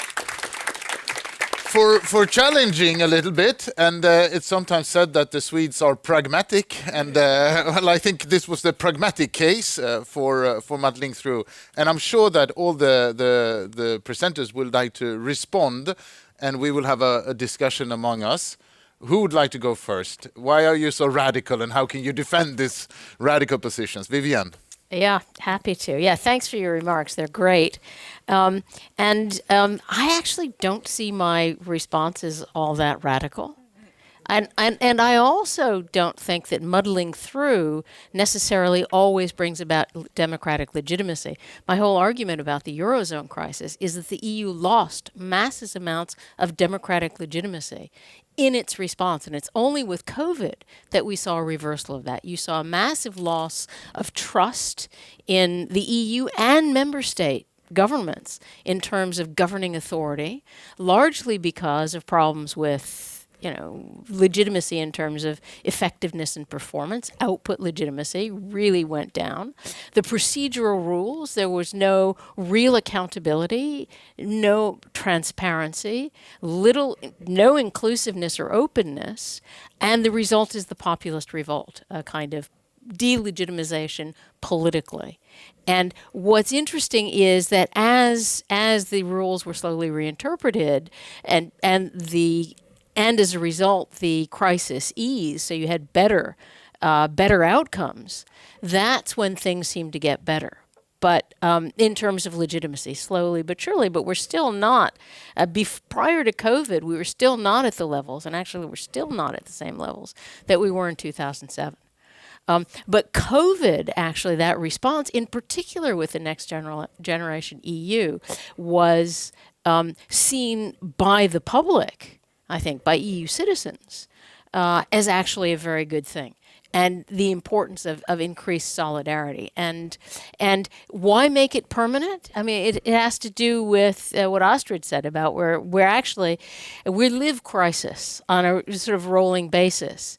And in that sense, I would not agree with Christian and Jonathan about formalizing emergency politics, because we've been living emergency politics, and I think, as you said, the EU's actually been doing very well with it, reinterpreting. Natural disasters was the only thing you had in the treaties. All of a sudden, this is an unnatural disaster, and the not being able to spend money for another member state's debt, the no bailout clause. That was totally reinterpreted. The ECB says, well, actually, you can buy it on the secondary markets. And we're not really bailing out Greece because we're giving it a loan. And a loan above market rates, kills Greece. But therefore, we're in with the treaty. So that my view is that that's not the problem, that the problem really is, and here, the lack of parliamentary involvement is one thing, but there's another, I think, key thing, and that is, where are the citizens in all of this? Lots of the discussion has been institutional. Even Astrid is doing a top-down. This is how politicians should talk, but how do we bring citizens in? And that's why I talked about decentralization and democratization. And decentralization is interesting because in the European semester, it looks very top-down. Well, COVID, with the next generation EU, actually shifted it to much more bottom-up. It was actually never always entirely top-down. National capitals said they want, usually said what they want, but now it was bottom-up, and it was carrots, not sticks. But it's still highly centralized between national capitals and the EU. Citizens still feel left out. How do we ensure that these projects actually work, that they don't become bridges to nowhere, or that they don't pay corrupt cronies of Orban to continue to make money? I think it has to do, so what you need is decentralization to bring sort of civil society in, bring businesses, bring citizens to talk about what plans they want. So what you do is you're increasing EU level integration, but at the same time, it's national level differentiation. Don't talk about rules, and numbers all the time, governing by rules and ruling by numbers. Say, okay, how does each member state manage to maximize what it can do by bringing the people in? And then the democratization is not just there at the national level, but also you need it at the EU level through those macro dialogues that I talked about. To some extent, Vivian, the sort of the emphasis on rules, isn't that also because the lack of trust is there, and that there are certain rules that you actually would need to ensure that they are there? For instance, let's say rule of law, democratic standards. Rule of law, no question. I mean, there's certainly absolutely certain rules, but economic rules that actually were designed with Germany in mind. I mean, it's the Bundesbank rules migrating to the ECB, the Brussels-Frankfurt consensus about the way in which you run an economy. It works great for export-oriented Northern Europe. It does not work for Southern Europe, which has, yes, some export, but also more consumption growth. It doesn't work for France. And since the EU is everyone together, I mean, Swedish manufacturers need markets in Southern Europe. You know, you starve the Southern Europeans, you also starve the Northern Europeans. So it's also important there with the solidarity. There are rules and there are rules. Okay, let's say it like that. Christian, you wanted to jump in. Yeah, absolutely. Thank you so much for the great comments. And I share most points that Vivian just made, except for the one where she did not agree with me. But maybe to that point, I think what you raised, Thomas, in terms of there's such strong resistance to European integration right now. There's the popular backlash, if you will. There's populist movements around Europe that are, constraining the census even further. But the question is, why is that? Right? And I think it really relates to what we see in terms of all the problems of emergency politics, of unconstrained executive authority being exercised. And I think we can tie also the increase of popular backlash in the EU to many of these undemocratic moves to internationalization of authority that we've seen throughout many of these crises. I mean, often it's been hailed as, integration through crisis being the mode of governance in the EU that still works, and that's really great because we still have that, and their form follows function. But I think there is precisely the motive for populist leaders to pick on, right, and say this is exactly the corrupt elite that does not care about the domestic populace in their desires and the democratic self-determination, which is circumvented. And so I would say, Vivian, I totally agree that from a policy perspective, where what the rules should maybe look like and what the economic policy should look like, but the reinterpretation itself, I think, is a problem, because that is the procedural dimension where people can point to and say, but we had this rule and now it's being reinterpreted to be something else, and that's not a democratic procedure. And so in that sense, the procedural dimension, I think, is really important. I also would just add, though, that I think the proposal for constitutionalizing emergency powers would not necessarily entail really pushing much further integration, giving much more power to European institutions, right? I think it's absolutely important to have the right balance and to see, actually, maybe there are some things that could also be given back to member states. Maybe not everything needs to be ruled and regulated at the EU level. Maybe executive power does not need to cross borders in all these dimensions. That's why I think they're super important to discuss what areas should really be included in such an emergency constitution. And so, yes, there might be some more executive power at the EU level, but in other dimensions there might also be less. So it's not a proposal to really more towards more centralization, more integration necessarily. If I just may, before I let Astrid and Jonathan, a follow-up to you, Christian. I mean, we also know at the domestic level, the constitutional regulations of emergencies, they differ quite a lot among the member states. Do you also see a need, in view particularly of the actions taken during the pandemic, that they should, somehow be a bit more similar to one another? Or is it just basically according to the idea that this is the member state, realm, let them decide whatever constitutional structures they have?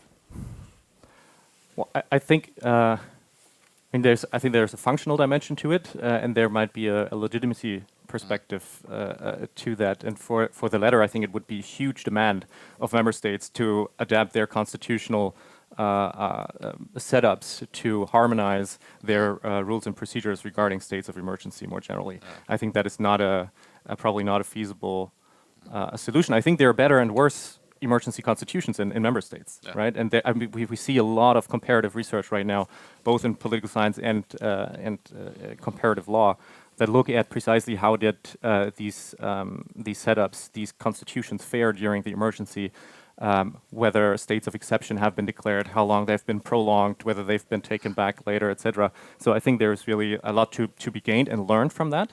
And I think that research today points in the direction that actually more formalized emergency constitutions with strong courts in particular around the world, not only in Europe, around the world have played a really important role in containing emergency powers. So there might be one add-on here. Yeah, there is actually currently an investigation in Sweden about precisely this. It's sort of amending the constitution to this end, as it was all of a sudden a bit surprised that there was nothing, there was no room for this. Anyway, Astrid and Jonathan now. Please, Astrid first, and you respond a little bit. Should one talk less of or more about crisis? First of all, let me thank you for this comment, and I really like myself and being the role of the modest panelist. Normally, it's quite difficult to. Okay, but I think we should talk about crises. But what my suggestion was, as you just reframed it, to tone down a little bit, to talk about crises, yes, but not to talk about emergencies and states of exception. But I think I really like the idea of the democratic dimension of muddling through, because normally political scientists and legal scholars, we tend to say muddling through is a problem per se. Politicians have no vision, they do not communicate clearly, they kind of muddle through procedures and institutional backways, and they operate in grey zones, as we have just heard. But of course, you could also make the argument or the case for muddling through as being a mode of procedure or of operating not in technocratic institutions. So maybe it could be one point that politicians who muddle through are the ones sticking to a very small realm of feasible policy choices that are democratically legitimate. So I think that muddling through maybe could be reframed as something as a genuine political democratic modus operandi. What I would like to mention also is, because I really sympathize with Vivian's idea that we kind of create, or that we have to take up the bottom-up perspective, that we have to include citizens. But what I would like to draw your attention to is, of course, the well-known participation paradox, as it is called. So who would participate in these assemblies? Would the left behind voters of Le Pen in rural France be included in these citizen assemblies? I mean, Macron really tried hard to get to establish these assemblies, but in fact he frustrated citizens even more, because they wouldn't see their needs or endeavors or motivations or aspirations seen in these assemblies. So sometimes including citizens can even frustrate them even more, which is not an argument pro technocratic arrangements, but I think the question of taking in citizens' perspectives is more intricate than we could just easily say so. So representative democracy has the clear advantage of granting political equality, at least on paper. On paper. There's not participatory doesn't really. But Jonathan, maybe that's also a link over to you. I think in a sense this post hoc, the control or reactions to actions taken in an emergency, it can, at some point, at least my understanding, also be a sign of whether or not a political system has a responsiveness included, whether it can learn, whether it can adopt. So what do you, I guess that's sort of in your more modest way forward, this is what you would like to see the European Union develop. Thank you, and I will absolutely come back to that point in just a second, because I think, yes, there is a sense in which this kind of retrospective contestation of what goes on in exceptional moments is something that can be seen as a form of responsiveness, something that has its own democratic credentials. Thank you, Thomas, for the comments. It's extremely helpful. I mean, I would kind of... Maybe, unlike Vivian, I'd embrace the designation of my proposals being quite radical.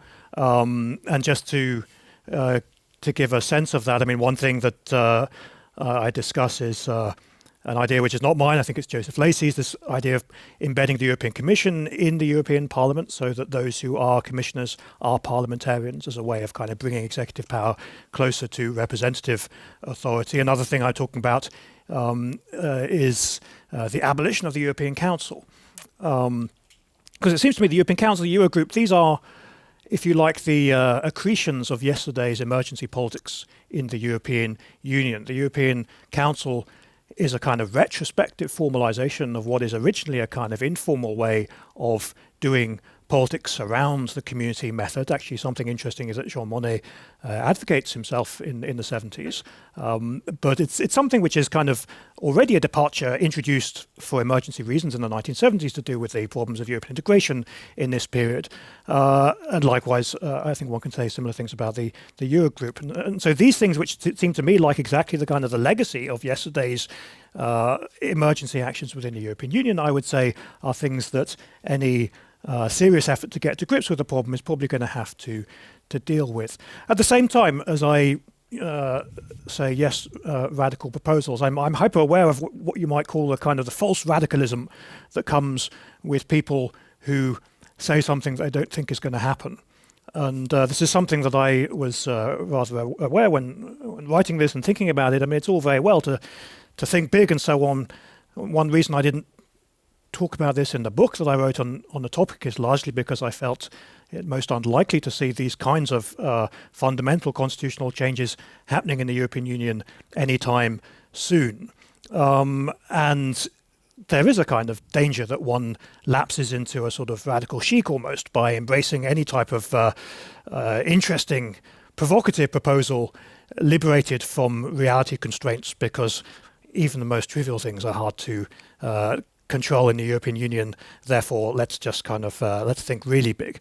At the same time, I mean, in defense of taking a radical approach, it does seem to me that we're living in radical times. We're living in an age of I would expect to see more and more extreme situations that can plausibly be designated as emergencies, whether it's to do with climate change or whether it's to do with economic destabilization. I think we're going to see more of this, and I think the problem with notions of modelling through as an ideal as opposed to modelling through as some kind of last resort is that they perhaps don't take seriously enough the prospect that things are only going to get, I think, more challenging, more chaotic as time passes. I think we are not at the end, hence my title, Before the Next Emergency. I don't think we're at the end of a sequence here.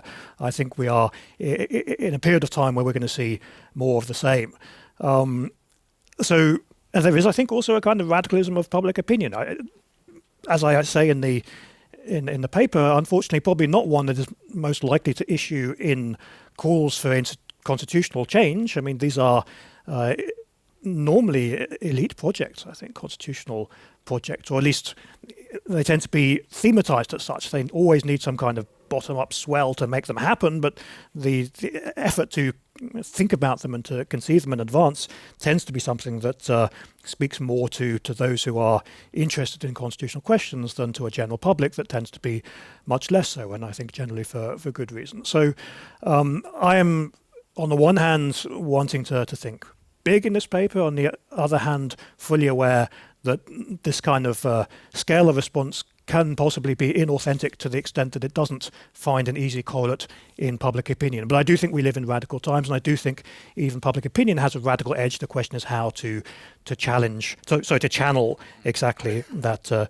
radical edge. The last part of the paper is about, if we say that none of that is possible, yes, I think some kind of post hoc contestation is the best we can perhaps aim for. But one needs to think the reason to be somewhat utopian is never to start a utopian project the next day, but to be ready when the stars align for utopian projects to kick in. So these kind of imaginative exercises, I think, are not entirely speculative. The question is simply one doesn't know when they are something other than speculative. One is kind of conceiving them for a moment that one can't identify. Should start at the academic seminar and then see what happens out there in the world outside. I have been looking for hands if there is something. We're running a little bit out of time, but yes, there is a microphone, I think, that will go to the gentleman near the window there. And it's nice if you say your name and your question. Thank you. My name is Frederick Sundberg. I come from the Council of Europe, where I spent a number of decades working with the European Convention of Human Rights, the European Court and the Committee of Ministers, handling all sorts of reforms and issues, many linked with crises, Article 15 applications, or countries not having made such applications, but nevertheless having adopted crisis legislation domestically. And I think it's a fascinating topic you have chosen. And like Professor Persson, I think what we have spoken about here will not happen in the short future. If it happens in the medium future, I think many will be very happy, but possibly we'll have to look longer before anything happens, which means we have to live with what we have for some time. And we do have also the Council of Europe, which is very much involved in all the areas you have spoken about, in different ways. And I was thinking about Article 15, for example, which is a unifying principle is perhaps, well, it unifies practices as to what constitutes an emergency or not in Europe. And there's a lot of practice under that article which could be interesting. But many states have done emergency measures without going under Article 15. And then they come down under the ordinary protection of proportionality, legality, and respect of the basic fundamental rights, leading to a lot of questions dealt with by the European Court, which go hand in hand with the issues you have raised, even in the area of economics and the dismantling of banks who have not respected rules and so forth. But my main point is perhaps to say that this system goes very much in parallel with the European Union system and is very much oriented at preventing crisis. Because much of what is done is supposed to prevent states from going down either in kind of anarchy or going too much in an excessive direction and keeping Europe in the mainstream. And I would say that when I left my position as head of the department for the execution or the implementation of judgments of the European Court of Human Rights in 2020, we had some 1,100 reforms under the Committee of Ministers' supervision, legislative, constitutional, or others of all sorts. 800 of these dealt with EU countries. Many of them dealt with the rule of law. Many dealt with economic matters. Hungary, for example, creating monopolies for countries to give away. I think you dare say, at least the European Court found no motivation for the government's decision to monopolize a certain market in order to give huge profits to the new monopolized owners. König-Taft against Hungary. But we also have all the cases popping up which deal with the environment, which deal with judicial independence, whether in Hungary or Poland, and there is really very, very important overlaps. And not only under the European Court of Human Rights, but also there is a lot of consultations to ensure that directives, regulations which are adopted at the EU level really take on board fully the jurisprudence of the European Court and Council of Europe standards to avoid a Europe with two speeds or antagonistic requirements in the two organizations. And I just think that the convention was mentioned, but I have just a feeling that there is a lot which can be dug out from the Council of Europe experience, which will be relevant also for the EU discussion. And more than what was indicated here, and I just wanted to seize the occasion to highlight this dimension. Thank you. Thank you so much. And I will now, I think maybe this is something for Christian to maybe say something, and I will also like to offer you a very short final comment to all of you, if you want to, before we end. So if I can start with you, Christian, because I think maybe this is something in your field. Yeah, excellent. Just thank you so much. It's, I guess, really something that I would have to think about more, and I guess I take the comment on board to find some of those parallels and see what we can learn from that, because I have not done so yet, and so I'll do in the future. Thank you very much.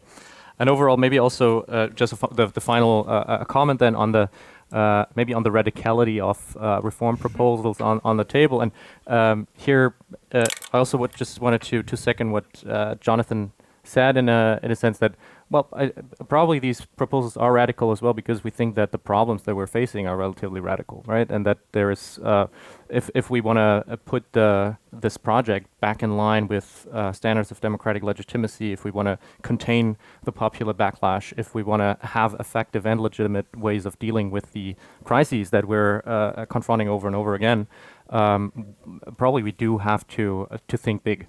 Right? And I guess what we try to do as well is to say, well, for the immediate occasion, there are some ideas that can be derived from the broader proposal. So we also agree that it's not going to be tomorrow that this happens, but there's something that you can learn from. And I think thinking ahead though, and having this ideal type maybe of a situation that could be worked towards is always important to have. In that sense, I also think it's not a useless exercise in proposing radical reform. Thank you. Thank you. And Vivian, you wanted to? Yeah. So just a couple things as a final remark. I mean, one, I think it's tremendously important to figure out how do you respond to populism. And one way, of course, is reinforcing parliamentary democracy, representative democracy. So I fully agree with Jonathan, Christian, about all of that. It seems to me there needs to be more an effective European Parliament, but also one that not only has more competences, ability to hold to account EU actors in terms of, let's say, economic governance, the Eurozone in particular, but also there needs to be more interplay between the European Parliament and national parliaments. National parliaments are actually the big losers in all of this. They end up rubber stamps, and part of the reason I think you see people saying we have no control is because their members of parliament have no control. Because decisions are being taken at the EU level by the Council, in particular the European Council. But so that's one piece. The other is, and this is to Astrid on, how do you decentralize? This is just going to be more grand débat. Well, I actually think the grand débat are not a bad idea. And if you saw Macron's levels of popularity increased, there was a sense that he was listening, even if he doesn't listen very well. But still, and the whole Conference on the Future of Europe, even though not really phenomenal, has done something there. So more of that kind of input. But when I talk about decentralizing the European semester, I'm thinking more about the French plan of the 1950s that brought in the force vive. So they actually provided information that they had targeted goals. So in this case, we would have greening the economy, digitalizing, specific goals, but then bring in the relevant actors, bring in trade unions, bring in employers, bring in management, so that it's truly decentralized, as opposed to someone up in the national capital saying we should do this. But then finally, and this is back to muddling through, and does it always work? And actually, what we saw in the Eurozone crisis was a muddling through where, because it was unprecedented, people thought, oh, well, let's just do the procedural thing, double down on the rules. We have the rules, so let's make them, because that's, of course, going to work. And if we double down on the rules, we'll have good outcomes, and therefore the people will be happy. Well, no. There were bad outcomes, and people were very increasingly unhappy. The good news is that EU actors, so now we're on the technocratic side, do learn. And during these 10 years, they thought, oh my God, what a disaster. So you got incremental changes with what they could do. But the COVID-19 crisis actually provided an opportunity to jumpstart a whole range of things. So that was when you saw serious money going to greening the economy, digitalizing society, and at least talking about addressing inequalities with this EU-level debt. So it seems to me, so there's a lot that's learned. I guess, to finish, what about the Ukraine crisis? This is another unprecedented situation. So let's just hope that muddling through this time isn't as disastrous as it was with the Eurozone crisis, and that it's not going to be 10 years before we think, oh my God, we did that wrong. Now let's address it, because war is something very different. Yeah, indeed. And Astrid, you want to maybe make a final comment as well? Yeah, I think it's something that I would have liked to add, that muddling through has to be accompanied by learning. So we have to see how political actors can finally learn from the processes they they went through. But I think that the point you just made is a very important one, because I started with quoting or citing this highly problematic German legal scholar Carl Schmitt, who once said that sovereign is the one who decides on the state of exception. And there's a German philosopher called Odo Marquardt who's used the sentence and kind of twisted it in a way that I find very attractive. He said, sovereign is the one who decides on how to prevent the state of exception. And I think this is a brilliant point indeed. So I think we have to learn how to prevent states of exception and just manage political problems. Yeah. Thank you so much. Jonathan. Thank you. Yeah, 2 quick points. One picks up on Vivian and one on Astrid, actually. So populism, yeah, I think this is absolutely a relevant phenomenon. I'm always a bit hesitant about the term populism because, of course, it's one that has obvious critical intent, and there's always the danger that you somehow sort of delegitimize the good guys as well as the bad guys at the same time by wrapping everything into this single category. However, it captures perhaps something, and what I try to argue in my book that it captures is exactly a kind of critique of emergency rule. I think there's a sense in what we often call populism is a kind of anti-necessitarian politics. If emergency action is all about doing things out of necessity because you've got no choice, because you're up against the clock and things have to be done, things have to happen. This is kind of a politics of no alternatives, of the kind we've seen for several decades, but writ large. And populism, I think, one can see it as exactly a critique of that, a call for choices, for volition, for doing things because you want to do them, not because you have to do them. I think that's one way to read a lot of the politics of the last decade and more as a kind of repudiation of emergency politics. And the final point about warding these things off before they happen. I mean, I think it's fair to say that every kind of emergency situation, every moment of emergency rule is the legacy of a policy failure of some kind. Perhaps one that one can only recognise retrospectively, so it may be always something that you understand as such later on. But I think it is fair to say that these moments arise because something went wrong. And the delicate balance always to be struck is, on the one hand, having enough political agency to do something in an emergency situation, and this is where all Christian's remarks are very well taken about the need to have some kind of capacity in extreme circumstances. But of course the danger, and the reason why it's a balance, the danger is always that if one makes available exceptional powers for exceptional situations, you are giving a kind of reason not to take hard choices beforehand, a reason to accept policy failures and allow them to build, because you've got the safety net. You know that when push comes to shove, there's a way of dealing with situations because you've got emergency powers with which to fight them. So you've got this balance always to be struck. On the one hand, have some kind of readiness for extreme moments. On the other hand, don't let readiness become a reason for inaction in advance of them. That's a very good point. Thank you so much to all of you. Thomas, finally, because you launched a few questions, you've heard the replies. What will be your final take on this debate? Yeah, thank you so much. I just want to end with say a thank you to all of you. I think you've provided some very good responses to my questions. I still, though, want to ask this question: why? I mean, big problems need radical solutions, you seem to say. Or perhaps not, I would argue, because I think what's the strength of the European Union, where perhaps it's not these big events when we tried big reforms. What makes you think that it's different this time than we had in the early 2000s when we tried the constitutionalization process? What makes you think that, in order to avoid a popular backlash, we need a radical constitutionalization? I'm not convinced about that, but I'm very glad that we could have this discussion, and I think you make some very good argument, especially when it comes to the analysis of the current state of affairs. So Thank you all. Well, thank you so much, Thomas, and thanks, of course, to all the great panelists and the contributors, and please do read the contributions. Although they presented them in a fantastic manner, I'm sure that you will find more interesting things in here.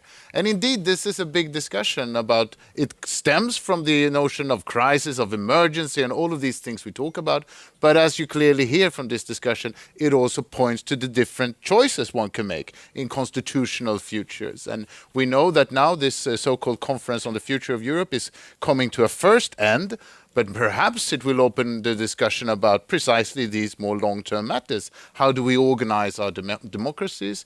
How do we remain sustainable and resilient to all of these challenges? And I hope that you can take some of these discussions with you, and I hope to see you all soon again. Thank you.